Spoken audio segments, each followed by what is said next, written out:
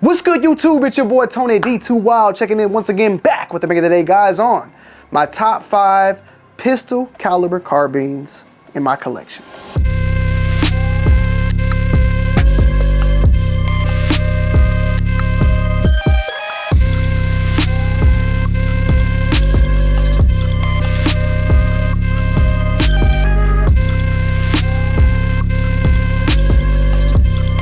What's going on, everybody? Man, I hope you guys and girls have had a great week so far. I was out of commission last week, as you guys can see, working on some big projects that we will be dropping videos on.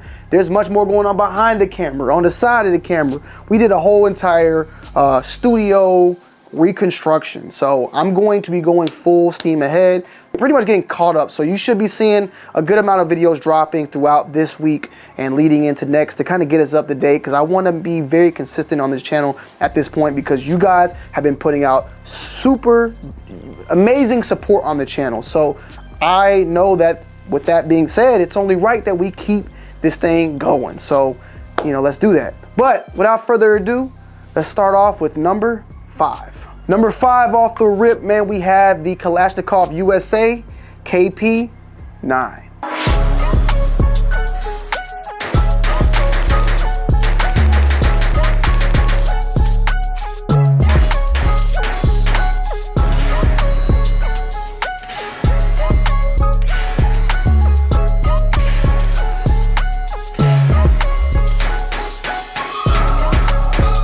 We have here, though, the Kalashnikov USA KP9. This is, you know, the Vityaz, a good, correct clone of the Vityaz. Now, we've done a review on this channel. Last time we did the review, we had the M21. I have just a regular strike fire on here right now, that just for the time being, but off the rip, a very, very, very reliable firearm, and a very fun firearm to have in the collection.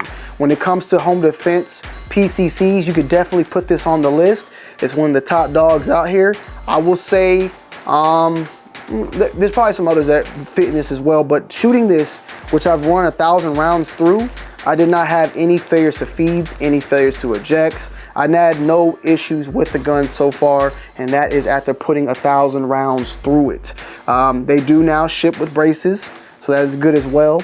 It's a very, very lovely gun. Direct blowback, even though it is based off of the AK, it does not use any sort of gas system. It's a direct blowback that is featured in the area where the actual gas is featured. This is a big bar that goes back and pretty much, you know, puts the next round in the chamber. But I love shooting this gun. There, even though with that being said, with the direct blowback, the 9mm, there is not, you know, recoil is very minimum, very fun, very accurate, and it's a very lovely gun. Love shooting it suppressed. It shoots suppressed great with the R9. We've done a video with that as well. We've done a few videos on this one. The AKV from Palmetto State Armory is definitely a very good PCC too, and it has a lot of those AR controls if you're more on that side. But if you want something that is very close to the KP9, or my bad, very close to the Vityaz, this is as clone correct as you can get in from the United States. So definitely a good gun to have in the collection, and definitely something well recommended. Number 5, the KP9. Coming in at number 4, guys, we have the Kriss Vector. Bow.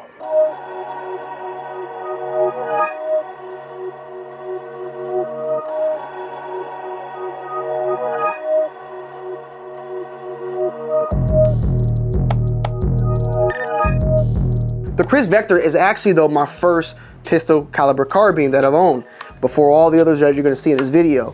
And when I first shot this gun, I thought, like, man, this thing is a super smooth shooter. And it still is, but there were other guns that I later on shot on this video that I was like, holy crap, I didn't know it gets even smoother than that. I have not yet shot this suppressed. This is actually a 9mm as well. It's not in 45, which I did have some regret that I didn't get the 45 version. The Kriss Vector, though, is a phenomenal gun.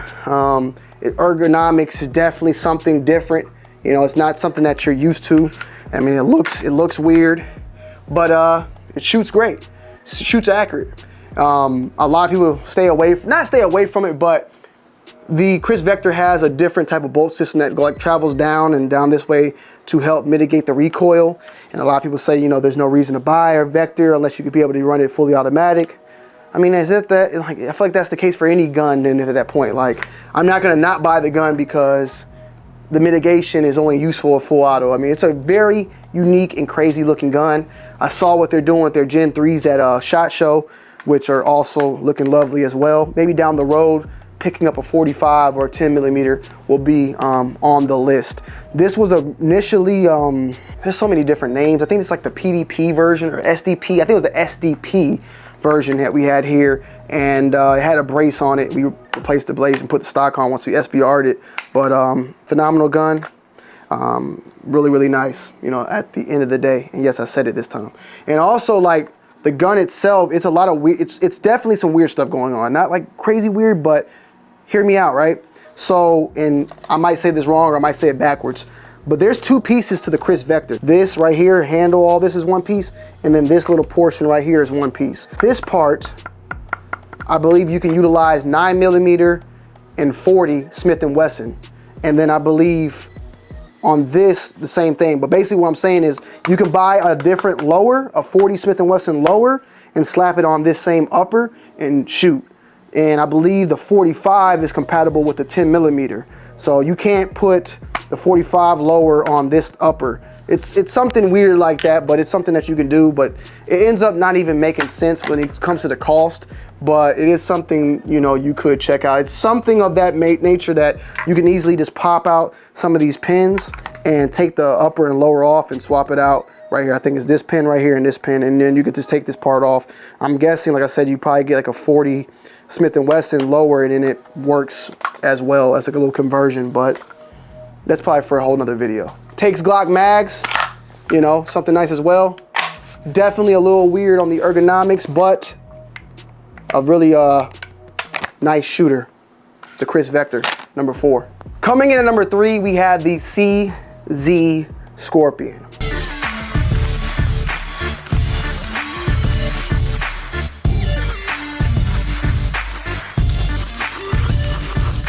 Now, as you guys can see, I don't have no optics or nothing on my CZ right now compared to the last video we did, because I recently had sent it in, got some bolt work done, some upgrades on the bolts.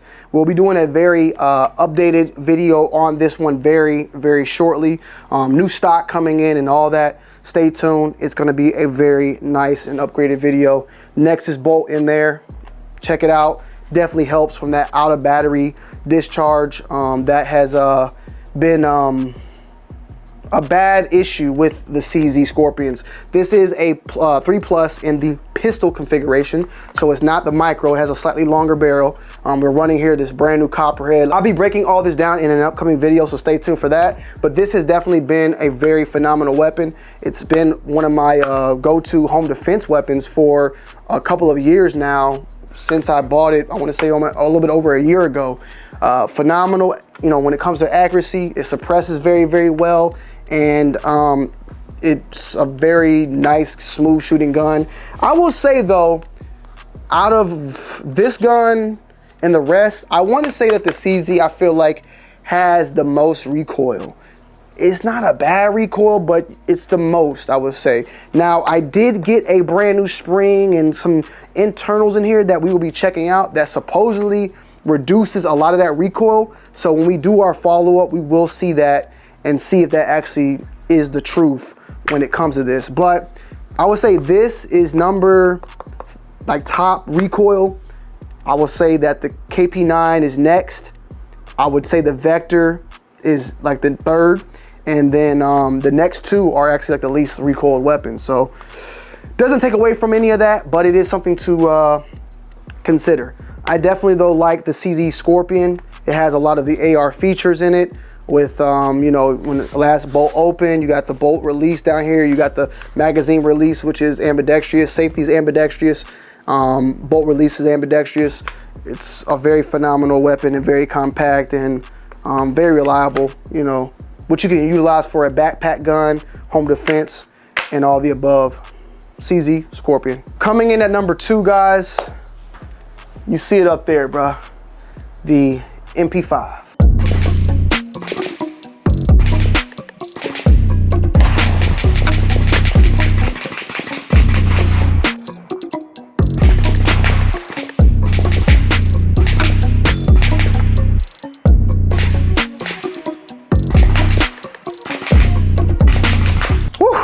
phenomenal, iconic weapon right here. The MP5, we recently did a video on it. This is a Sentry Arms AP5 to be exact. It's not the HK version. I don't have the 3 racks, forgive me for being a poor person, but this gets the job done in that category enough for me. Lovely. Just did a full-on upgraded review on it. You got the brand new Leapers M-Lock rail for this version in particular. This is the regular AP5. You of course got the AP5 K, which is the shorter version, and in the M, that is the shorter version without the threaded barrel. This gun though, phenomenal. The oldest gun out of all of them. The oldest gun, and definitely a gun that has just not been knocked off really as one of the best PCCs of all time.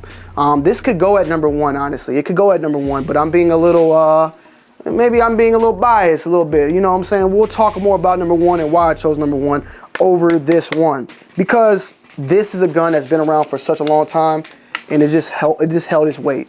Definitely something that you can utilize for home defense. Reliable. I will say though, out of all the guns here that I've shot, this gun in particular, now I'm not blaming the MP5, but I'm more so saying for the Sentry Arms version, I've had probably the most failures to eject and all that. When getting this gun, they always recommend that you utilize 500 rounds to break in this weapon.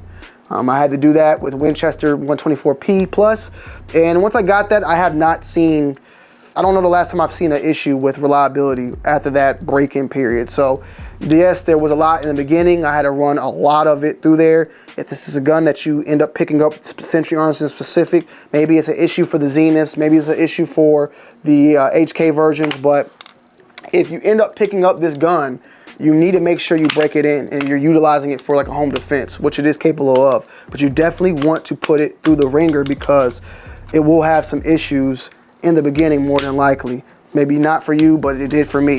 We do have the, you really can't see it, but the Mad Bolt in there, which is another great plus addition to it. Never have to really worry about the springs or anything of that. But this is a bad boy right here, a classic weapon. And I think down the road, I'm gonna try to get the K version. I just love this gun so much. I wanna get a smaller version of it. I like small PCCs, it's like, why not, you know? It gets to the point where you're almost like, it's so damn small, you might as well get a pistol, but I mean, just why not, you know? Lovely gun. Go check out the updated review on this, which I just dropped like last week. But this is #2. Coming in at #1, the 6 Hour MPX.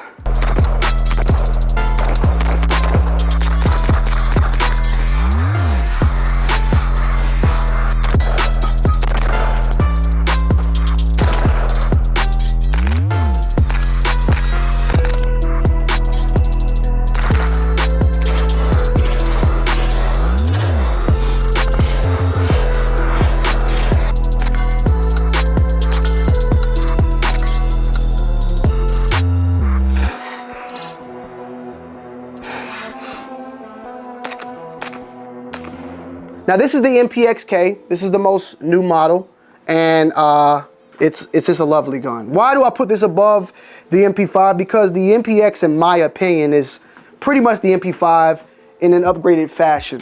So I do give my respects to the MP5 because I feel like the MPX utilized a lot of that in its design as well as, you know, just its overall look. I would say a lot of it has to do with the look because the gas system is totally different. The ergonomics, or I guess the control of arms are different. It's more so based on an AR-15 platform when utilizing this gun. I mean, you got a mag release, which is ambidextrous, so you got mag release on both ends. You got bolt release, you have bolt release on both. So ambidextrous, bolt release, mag release, as well as safety, kind of like the Scorpion. And then you got this Timney trigger, what is not it is not a hair trigger, YouTube, keep that in mind, but a flat face trigger that is phenomenal as well. Definitely something I had to get the hang of, but once I got the hang of it, it was a very, very nice trigger. R9 is on here. It runs suppressed fabulously. MCX brace, which they do ship out with now. And when you fold this bad boy, I mean, it's a extremely compact gun. I want to say it's the smallest out of all of them. The suppressor adds a little bit on there, but extremely small. And I want to probably in the future get a extended handguard, which they do feature. You can actually get longer barrels, longer handguards that SIG has that you can exchange all these for, so you can get the longer version or the shorter version, or keep a longer handguard with the shorter version so you can keep this tucked, but you have a little bit more real estate featured on this gun. This is currently though my home defense because of the arms, the manual of arms. I mean, you're shooting this gun, you get the last bolt open, put the next mag in, press the bolt release, boom. It is operated off of a gas piston system. I forgot the particular name, but if I can remember it, I'll put it down below or something like that. But it is a gas short stroke gas system, or short. It's a unique name. It's not just a typical short stroke. Let me just look it up. So from SIG themselves, is a closed bolt gas piston system. That is what is utilized here. Very smooth on this bad boy, and it shoots suppress phenomenally. I have not had any failure to feed, failure to eject when shooting this gun. So yeah, only thing I didn't like about this gun was the thread pitch, which is like a weird Swiss backwards thread pitch, but that was not an issue. But that's just something, if you end up getting this, if you're gonna run a suppressor, make sure you get the right threads, because it ain't the typical 1.5 by 28. But MPX is #1 on the list right now for me for pistol caliber carbines. And we got a lot coming in. We got some more ones coming in. LWRCI got some stuff coming very soon. We got some stuff from Strybog, maybe down the pipeline. There's a lot of them out there. I know you got CMMG. I know a lot of y'all been telling me about BNT. So trust me, but this is in my collection, so that's what we're going based on. Maybe down the road, we'll see some BNTs back there, you feel me? Or some CMMGs or LWRCIs, something like that. LWRC, I'll just say that with the I on the end, but you feel me? But let me know you guys' thoughts and opinions down below in the comment section. Let me know if you would change out my listing and all that, but I think I got it right. Maybe you got #1 at the MP5, right? It's all good, I can accept that. But this one, she's a beauty.